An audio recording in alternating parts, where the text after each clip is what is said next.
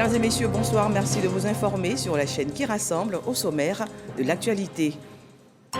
Le chef de l'État, Alassane Ouattara, a reçu ce mercredi au Palais de la Présidence de la République au Plateau les lettres de créance de 5 nouveaux ambassadeurs accrédités en Côte d'Ivoire.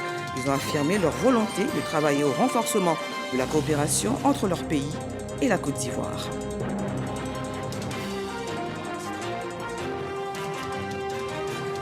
Le ministre d'État, ministre de l'Agriculture, du Développement rural et des productions vivrières est en Corée depuis plusieurs jours. Il y séjourne dans le cadre d'un partage d'expériences et sur invitation de la Fondation Semaoul. Et ce mercredi, une convention a été signée avec l'institution, un acte de consolidation des rapports entre les deux pays. À l'international, l'Irak et l'Iran ont également signé ce mercredi des accords, 14 au total et dans plusieurs domaines, l'éducation, l'agriculture, les ressources naturelles entre autres. Nous reviendrons sur ce sujet dans ce journal. Bienvenue dans le 23h. Comme annoncé en titre, le chef de l'État a reçu ce mercredi les lettres de créance de 5 nouveaux ambassadeurs accrédités en Côte d'Ivoire. Il s'agit respectivement des ambassadeurs désignés d'Espagne, de Suisse, du Kenya, de la Jordanie et de l'Irlande. Ils ont affirmé leur volonté de travailler au renforcement de la coopération entre leur pays et la Côte d'Ivoire. Alexis Ouedraogo. J'ai l'honneur de vous présenter. Ils sont 5 nouveaux ambassadeurs à avoir présenté ce mercredi au palais présidentiel leur lettre de créance au chef de l'État Alassane Ouattara. Guillermo Marin Gorbea est le nouvel ambassadeur d'Espagne. Les relations entre la Côte d'Ivoire et son pays sont marquées par une coopération dynamique et fructueuse. Pour moi, c'est un honneur d'être nommé ambassadeur et commencer mes fonctions ici en Côte d'Ivoire. La Côte d'Ivoire, c'est le pays de l'Afrique où il y a le plus grand nombre d'étudiants d'espagnol. On a de la collaboration dans le domaine politique, de consultation, on a beaucoup de convergences dans tous les domaines de l'actualité internationale. On se soutient aux Nations Unies, dans d'autres forums. Alors on est des pays très très amis en ce sens. Et puis dans le reste des domaines, dans le domaine économique, on fait déjà beaucoup de choses. Il y a des entreprises espagnoles, on a une collaboration financière importante. En 2022, les échanges commerciaux avec l'Espagne étaient estimés à plus de 450 milliards de francs CFA. Avant de rejoindre la Côte d'Ivoire, Dominique Favre, nouvel émissaire de la Suisse, a été le directeur exécutif de la Banque mondiale à Washington. La Suisse partage avec la Côte d'Ivoire une longue et riche coopération. Une trentaine d'entreprises suisses installées en Côte d'Ivoire exercent dans plusieurs secteurs, dont la filière du cacao. La Suisse est un grand investisseur et aussi un grand marché pour la Côte d'Ivoire. Nous avons aussi parlé de la recherche scientifique, mais aussi de football et de chocolat.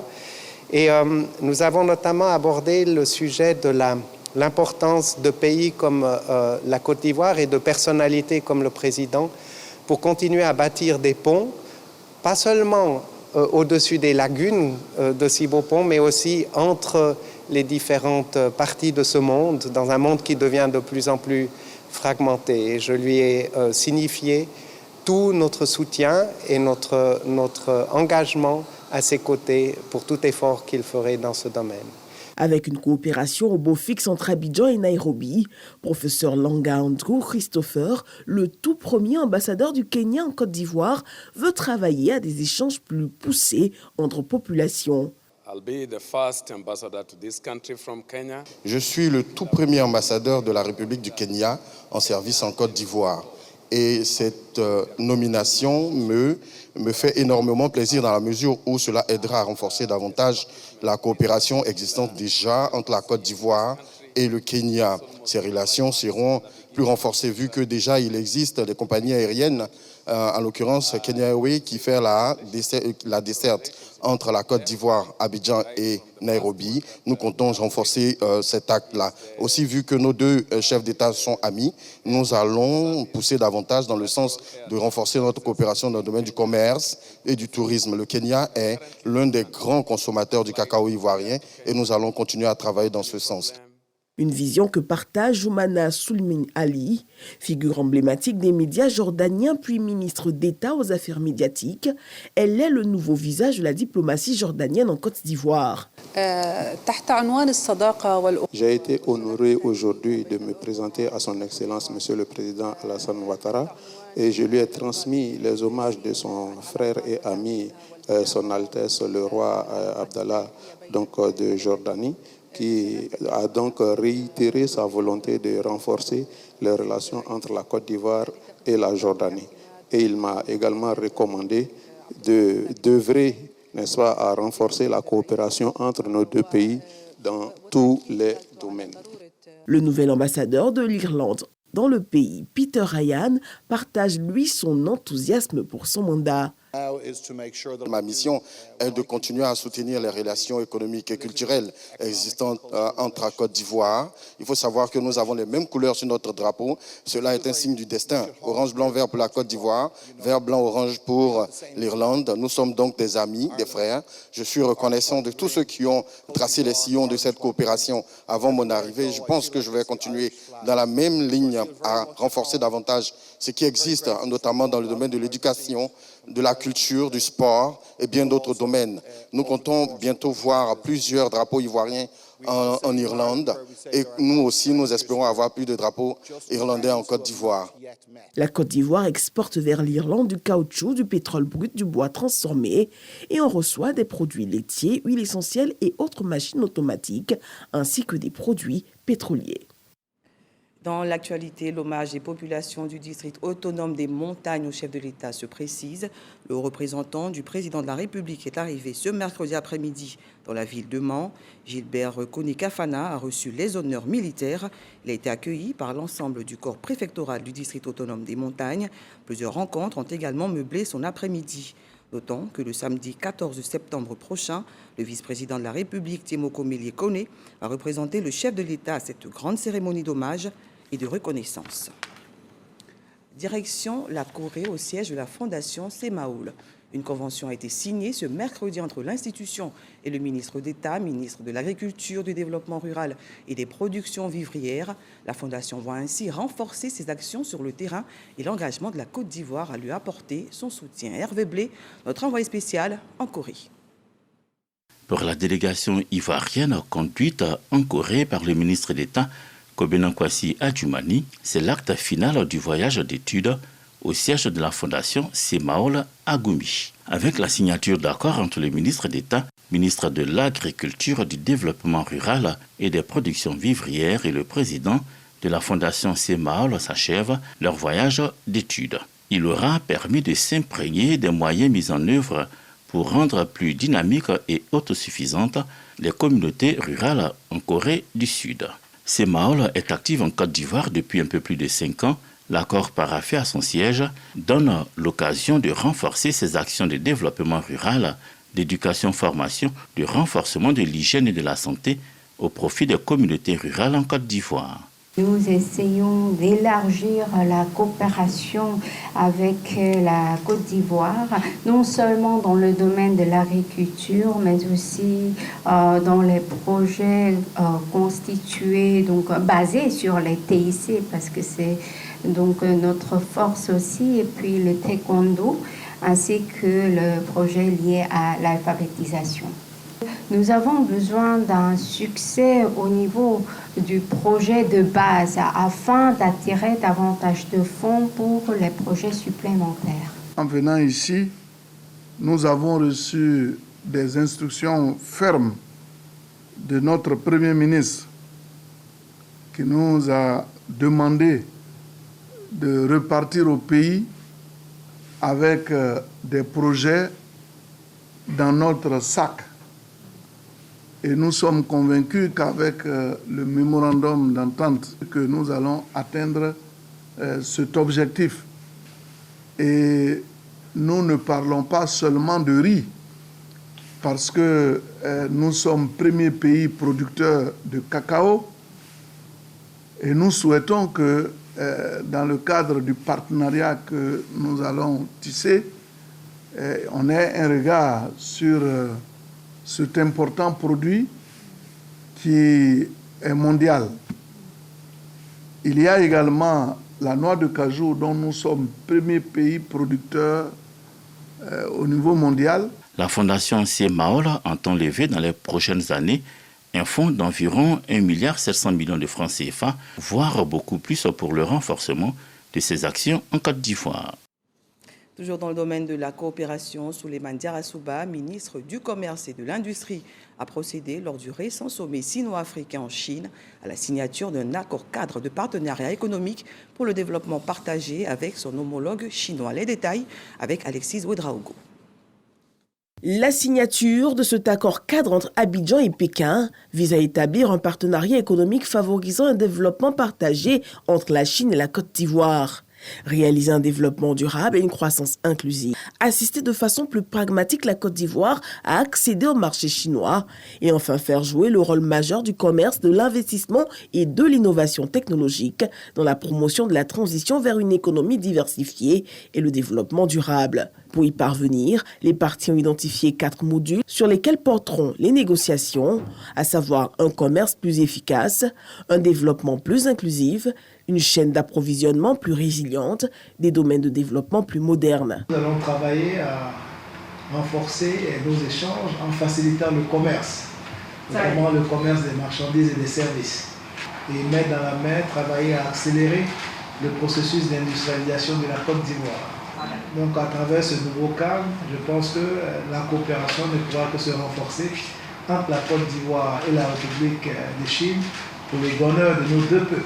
Pour rappel, du 2 au 6 septembre 2024 à Beijing, capitale chinoise, se tenait la 4e conférence des chefs d'État et de gouvernement du Forum sur la coopération Afrique-Chine, autour du thème « Travailler ensemble à promouvoir la modernisation pour construire une communauté d'avenir partagée ». En marge de cette rencontre, le Forum économique Côte d'Ivoire-Chine a vu la signature de plusieurs MAU et accords de coopération entre parties chinoises et ivoiriennes. Les accords de coopération se diversifient. Le ministre-gouverneur du district autonome du Denguélé était récemment en Turquie pour une visite de travail. Gaoussou Touré a obtenu une signature d'accord avec la mairie de Koutaya pour un jumelage et le maire se félicite de ce partenariat. Konaté Moussa. Cette signature symbolise le jumelage entre le district du Denguélé et la ville de Kütahya, en Turquie. Un protocole d'accord en vue de renforcer les échanges sur le plan économique et culturel. Nous espérons que ce protocole entre les deux parties nous apportera une coopération sérieuse dans le domaine de la culture, de l'art, du sport et le tourisme. C'est un bon début.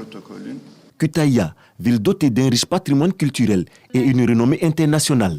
Le district du Denguélé souhaite bénéficier de l'expérience et des opportunités économiques, culturelles et artistiques pour accroître sa visibilité et renforcer ses actions de développement. C'est un projet très important et nous attendons les opérateurs économiques de Kütahya pour que ensemble nous puissions construire tous les grands projets que nous avons au niveau de notre district.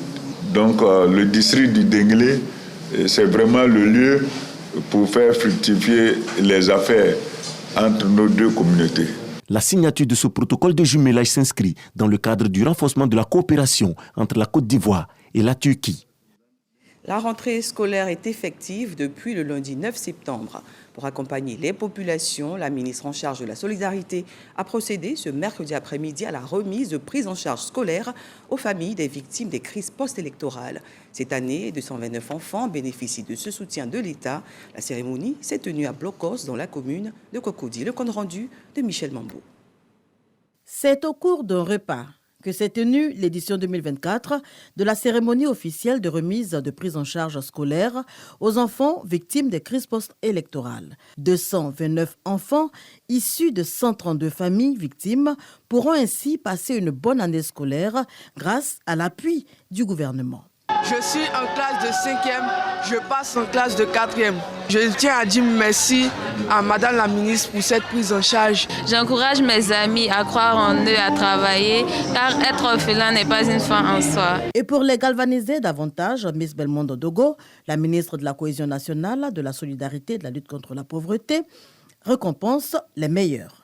Ils reçoivent, en plus de leur prise en charge, des enveloppes. Je me réjouis parce que vous nous démontrez, vous, nos enfants, que l'engagement pris par le président de la République en 2017 d'accompagner, de soutenir les victimes des crises, cet engagement-là n'est pas vain. En travaillant, en montrant à la face de la nation que vous êtes aussi intelligents que tous les autres enfants qui ont et les pères et les mères en vie. En nous démontrant que la solidarité voulue par le président de la République apporte un plus à votre bien-être. Le lieu pour la ministre de la Cohésion nationale, de la solidarité et de la lutte contre la pauvreté, d'encourager les parents à remettre leurs enfants sur le chemin de l'école. Ne laissons pas nos enfants à la maison. C'est certes vos enfants, mais ce sont les enfants de la nation ivoirienne, ce sont les enfants du président Alassane Ouattara. Nous mettrons tout en œuvre pour que nos enfants aillent à l'école. Démarrée en 2017, cette action du gouvernement en faveur des enfants des familles victimes des crises post-électorales enregistre à ce jour 1960 bénéficiaires. En cette période de rentrée scolaire, les actions de solidarité se multiplient. L'ONG Ouassibad soulage les parents d'élèves et écoliers du quartier Petit Bassam dans la commune de Port-Boué. La structure vient de faire un don de kits scolaires à quelques familles de la cité. À cette initiative s'ajoute un appui à l'association des femmes dynamiques de la Cité des Anges pour renforcer leurs activités génératrices de revenus. Godefroy Okambawa. Chaque rentrée scolaire est un véritable défi à relever pour les parents d'élèves. L'achat des fournitures constitue une préoccupation majeure. Pour cette année scolaire qui démarre dans le quartier Petit Bassam, dans la commune de Port-Boué, les tout-petits et leurs aînés du collège auront moins de soucis à se faire. Ils reçoivent des kits scolaires de la part de l'ONG Ouassibad. Vous nous avez encore une fois de plus montré votre amour. Comme on le dit chez nous, ton merci ne peut pas finir dans notre bouche. Puisse le Seigneur Jésus-Christ toujours être au devant de vos entreprises. Nous ne saurons vous dire merci. Vous serez toujours dans nos cœurs comme nous sommes dans le vôtre. Merci et infiniment merci. Cette démarche de portée sociale de l'ONG Ouassibad ambitionne de favoriser l'accès à l'éducation pour tous, selon sa présidente, Michel Mambo-Sogodogo, journaliste à la RTI. Rentrée scolaire rime avec stress, vous le savez. Donc nous avons jugé bon apporter notre soutien, notre contribution aux familles à faible revenu pour leur permettre donc d'entamer assez sereinement cette rentrée des classes-là avec leurs enfants. Nous apportons des kits scolaires pour les tout petits, mais aussi pour les grands, parce que nous partons du CP2 à la terminale. En plus des kits scolaires, des femmes dynamiques de la Cité des Anges, à Feda, toujours dans la commune de Port-Boué, ont reçu de la présidente de l'ONG Ouassibad, leur marraine, des complets de paille et un accompagnement numéraire en vue de booster leur activité. La solidarité, c'est notre leitmotiv, c'est ce qui conduit nos actions, la solidarité. Et je pense que c'est ce que le président de la République nous demande de faire. Toutes ces actions s'inscrivent dans le cadre du 10e anniversaire de la FEDA. L'ONG Ouassibad s'est engagée depuis quelques années à soutenir l'excellence et l'autonomisation des femmes, des actions qu'elle mène dans toutes les localités et régions de la Côte d'Ivoire. Des initiatives à encourager. Un tournoi de football sous fond de cohésion sociale. La 5e édition du tournoi de l'amitié dans la commune de Yopougon s'est tenue en présence du ministre de l'Enseignement supérieur et de la Recherche scientifique, parrain de la cérémonie. Une occasion pour Adama Diawara d'exhorter ces jeunes à la prise de conscience dans le travail en ce début de rentrée scolaire. Fred Oulaï, Herman Guivet. Terrain de la fonction du quartier Toit-Rouge, commune de Yopougon. C'est l'extase.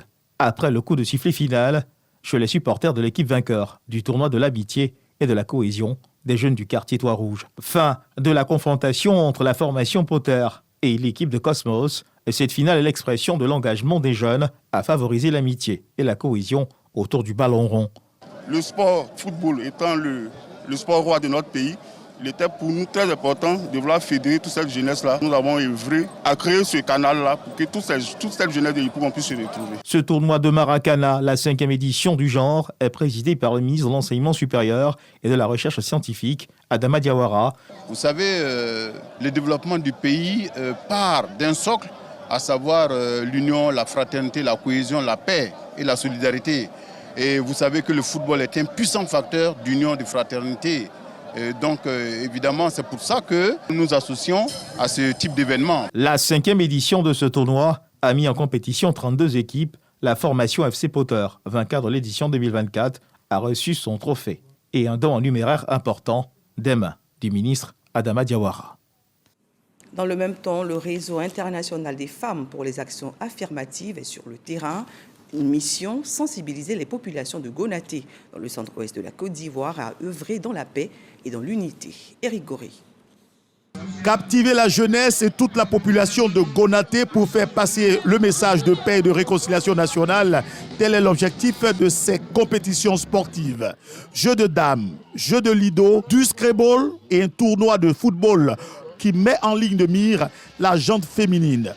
Une initiative de Léopoldine Kofi-Tiezan, présidente du réseau international des femmes pour les actions affirmatives RIFA et vice-présidente du Parti démocratique de Côte d'Ivoire. Les jeunes filles sont à l'honneur. Le corps arbitral n'échappe pas à la règle. Autorités administratives, politiques et les garants de la tradition de Gonaté adhèrent fièrement à cette initiative en présence du sous-préfet de la localité. Faire régner la paix en tout temps et en toutes circonstances à l'approche de l'élection présidentielle de 2025 est un engagement des organisateurs. Le tournoi de la cohésion sociale, doté du trophée Unité et Paix, qui est à sa 14e édition, nous avons initié ce tournoi pour permettre aux enfants de la région d'être ensemble, de faire la différence entre la politique et les relations humaines.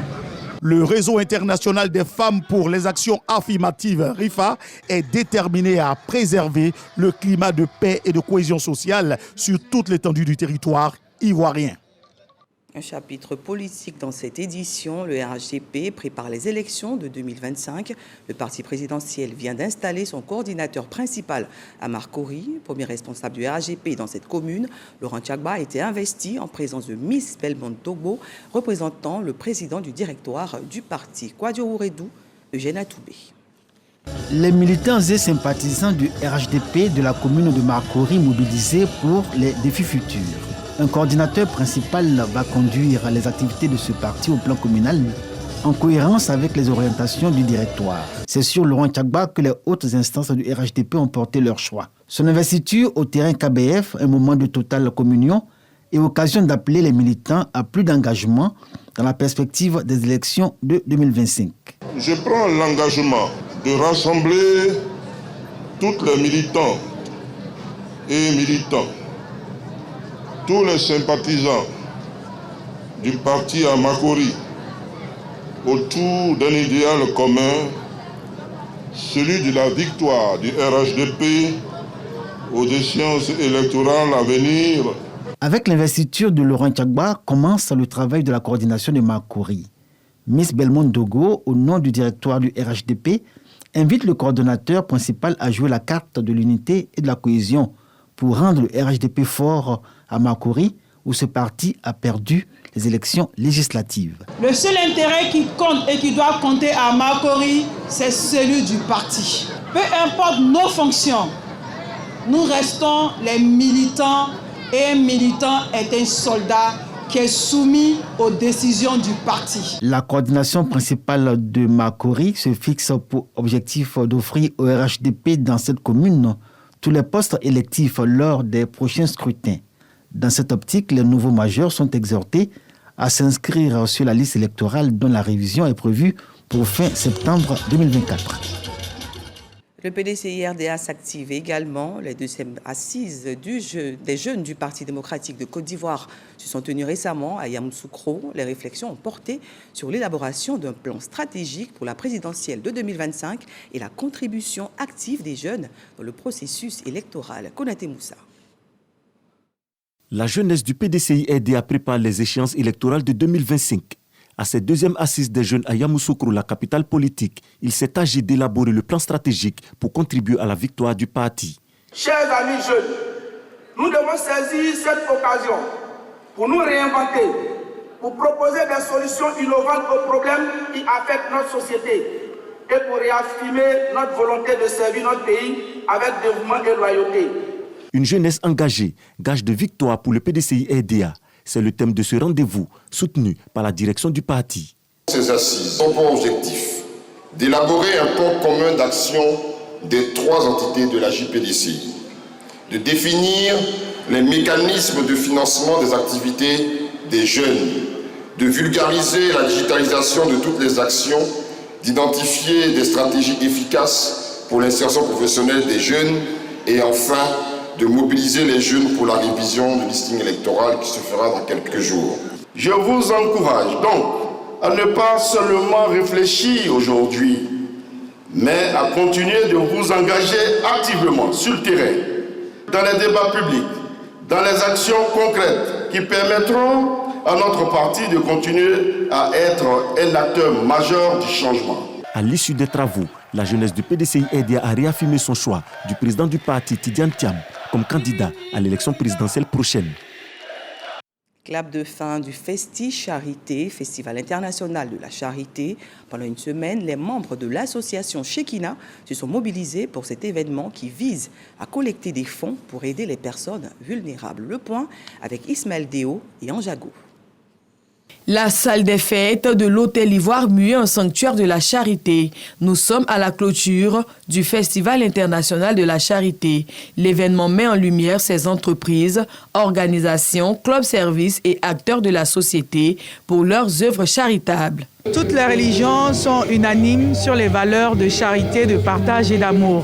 Et donc pour moi, c'est une valeur intrinsèque que chacun devrait pratiquer.